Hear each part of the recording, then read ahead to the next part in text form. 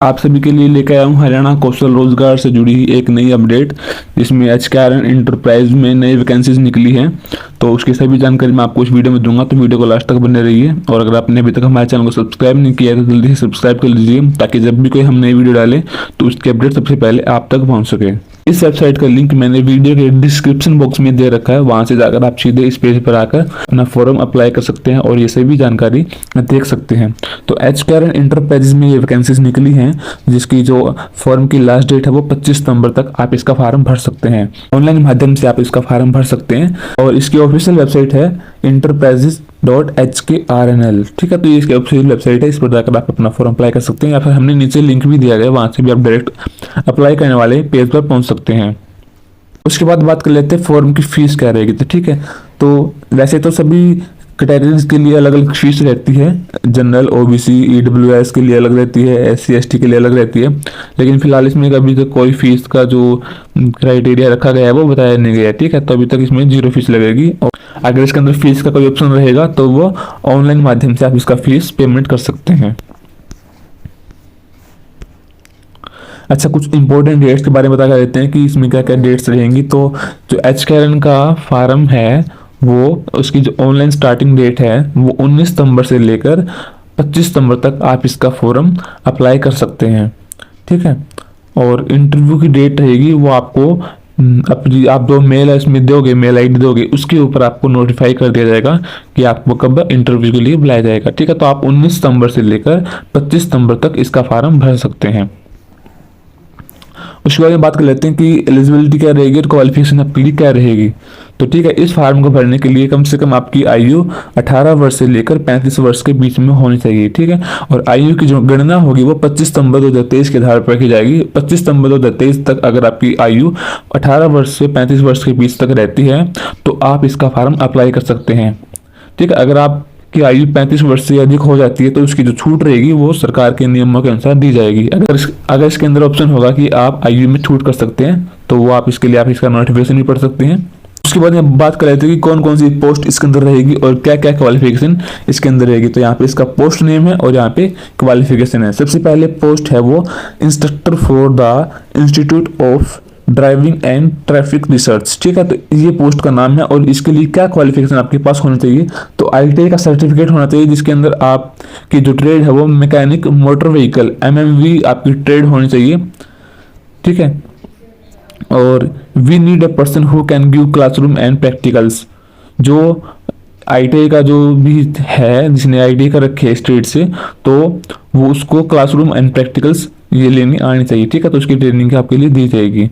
और training to new learners and heavy license drivers on road safety and traffic rules. ठीक है, तो इन चीज़ के ऊपर उसको क्लासरूम्स और प्रैक्टिकल्स लेनी आनी चाहिए। ठीक है, और मिनिमम क्राइटेरिया क्या रहेगा, he should have 5 year old license in any category of, if he has heavy license then they would be great for us. ठीक है, तो इसमें कहा गया है कि अगर आपके पास आईटीआई का सर्टिफिकेट है एमएमवी ट्रेड के लिए तो आपको क्लासरूम और प्रैक्टिकल्स लेनी आनी चाहिए। किसके लिए, जो नए लाइसेंस बनवाते हैं, लर्नर्स लाइसेंस बनवाते हैं या फिर हैवी लाइसेंस ड्राइविंग बनवाते हैं, तो उसकी जो सेफ्टी क्लासेस और ट्रैफिक रूल्स बताने होते हैं कि आपको क्या क्या सेफ्टी रूल्स का ध्यान रखना होता है, तो उनके क्लासरूम और प्रैक्टिकल्स आनी चाहिए। और उसके लिए मिनिमम क्राइटेरिया क्या रहेगा कि आपके पास कम से कम 5 वर्ष का जो लाइसेंस है, 5 वर्ष पुराना आपके पास लाइसेंस होना चाहिए, ड्राइविंग लाइसेंस आपके पास होना चाहिए। उसके बाद में बात कर लेते हैं सेकंड पोस्ट का नाम। ठीक है, तो ट्रेनर या instructor for the institute of driving and traffic research. ठीक है, ये भी उसी के अंदर है और इसके अंदर मांग रखा है डिप्लोमा इन ऑटोमोबाइल इंजीनियरिंग। ठीक है, तो ये इसमें मांग रखा है ऑटोमोबाइल्स इंजीनियरिंग के लिए डिप्लोमा आपके पास होना चाहिए। बाकी सभी क्राइटेरिया वही है कि आपको इसमें ट्रेनिंग आनी चाहिए ड्राइविंग स्किल और सेफ्टी रूल्स के बारे में। ठीक है, और 5 वर्ष का ओल्ड मोटर व्हीकल आपके पास लाइसेंस होना चाहिए। उसके बाद में बात कर लेते हैं थर्ड जो पोस्ट इसके अंदर है, तो वेलनेस एडवाइजर एंड मैनेजर। ठीक है, तो इसके लिए सिर्फ आपको 12वीं पास है तो आप इसका फॉर्म अप्लाई कर सकते हैं। ठीक है, तो 12वीं पास इसके लिए अप्लाई कर सकते हैं, वेलनेस एडवाइजर एंड मैनेजर। उसके बाद में ऑफिस असिस्टेंट के लिए भी 12th पास के लिए वैकेंसीज है, तो आप अगर ऑफिस असिस्टेंट लगना चाहते हैं तो 12th पास इसमें अप्लाई कर सकते हैं।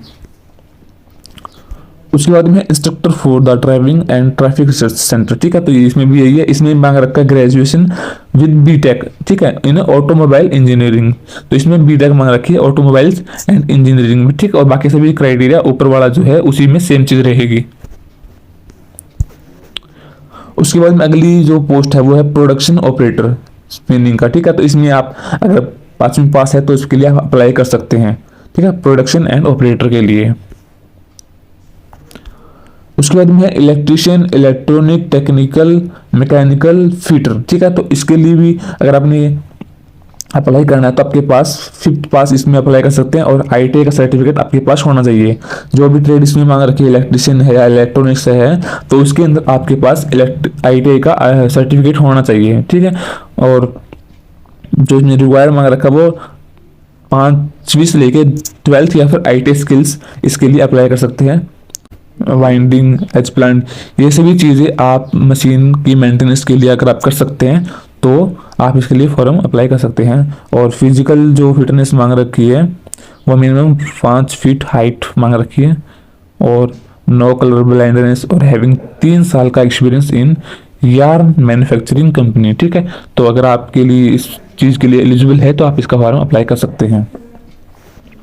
उसके बाद में मेंटेनेंस फीटर, इसमें भी आपको मेंटेनेंस के लिए ही इसमें वैकेंसीज है जिसमें आपको आईटी सर्टिफिकेट चाहिएगा फीटर का, ठीक है। और बाकी से जो क्वालिफिकेशन है या फिर आपके पास मेंटेनेंस का काम आपके पास आना चाहिए, कलर ब्लाइंडनेस नहीं होना चाहिए, 3 साल का एक्सपीरियंस होना चाहिए किसी भी कंपनी में, मैन्युफैक्चरिंग कंपनी में, तो आप इसके लिए फॉर्म अप्लाई कर सकते हैं।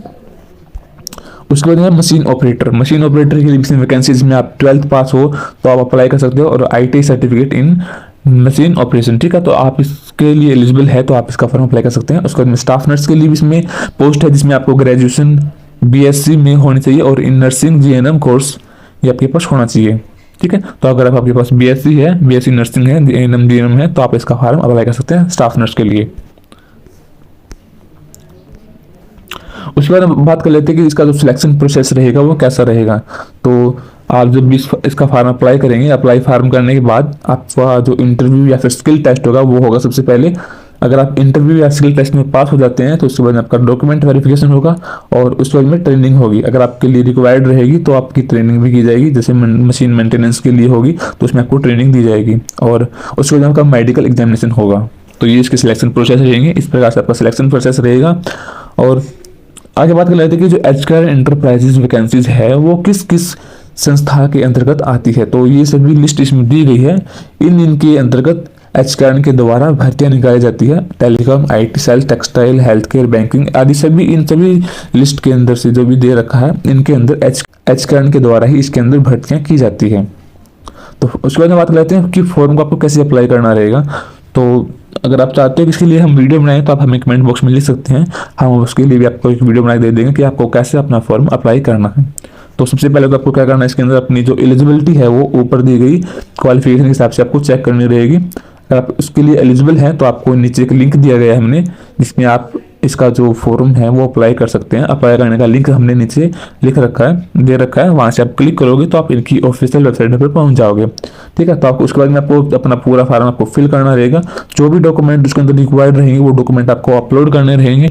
उसके बाद में अगर उसकी फीस रहती है तो आपको फीस पे करनी है और फीस पे होने के बाद में आपको जो भी आपका एप्लीकेशन फॉर्म है उसका प्रिंट ले लेना है, ताकि आप फ्यूचर में जब भी आपके लिए इसकी जरूरत पड़े तो आप इसको यूज कर सको, ठीक है। उसके बाद में इंपॉर्टेंट लिंक्स है जहां से आप अपना फॉर्म अप्लाई कर सकते हो और इसका जो नोटिफिकेशन है, ऑफिशियल नोटिफिकेशन, वो आप यहाँ से चेक कर सकते हो, ठीक है। अगर आपको फॉर्म भरना है ऑनलाइन तो अप्लाई ऑनलाइन लिंक पे आपको क्लिक करना रहेगा, ठीक है। और कैसे आपको फॉर्म फिल करना है उसका स्टेप बाय स्टेप हमने वीडियो बना रखा है, तो आपको इस पर क्लिक करके आप वीडियो को भी देख सकते हैं, ठीक है। अगर आपको घर बैठे फॉर्म भरवाना, आपको फॉर्म भरना नहीं आता है, घर बैठे आप फॉर्म भरवाना चाहते हैं तो यहाँ पे हमने लिंक दे रखा है, उस लिंक पे आप क्लिक करोगे तो आप हमारे व्हाट्सएप नंबर पर आ जाओगे, वहां से आप हमको मैसेज करके अपना फॉर्म फिल करवा सकते हैं।